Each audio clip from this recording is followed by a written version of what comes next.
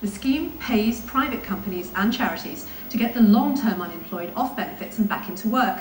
Higher payments are given for taking on those who are hardest to help. The Department for Work and Pensions hopes the scheme, which replaces much of the existing support for job seekers, will get 2.5 million people working over the next 5 years. Well, earlier I spoke to the Employment Minister, Chris Grayling, and I started by asking what he was concerned might go wrong with the new scheme. You're right to say that it's a very new approach. It's not been done elsewhere. The reason I've got confidence in it is we're saying to the providers, you find what works best and use that to provide tailored, specialised support. And we only pay the bill, bar a small upfront payment, when they're successful, not just in getting people into work, but also helping them stay in work for quite a long period of time.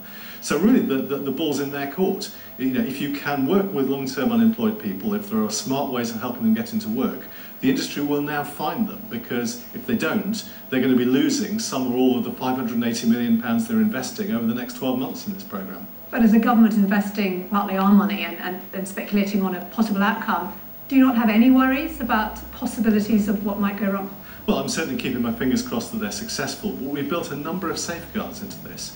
As I say, first of all, the vast bulk, 90% of the money in the first 3 years and 100% of the money thereafter, is only payable many months after somebody gets into work. And what we've done is we've matched the payment to providers with the flow of money that would have gone out to the individuals in benefits. So if at any point they drop out of work, we're no worse off than we would have been had they been on benefits through that entire period.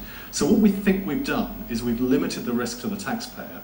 We've passed the risk to the private sector. Of course, the big challenge now is to really deliver the transformational change for the individuals that we're talking about, who've been, many of them, on benefits for years and years and years. Getting them into work is the big challenge, and that's where I'm kind of keeping my fingers crossed.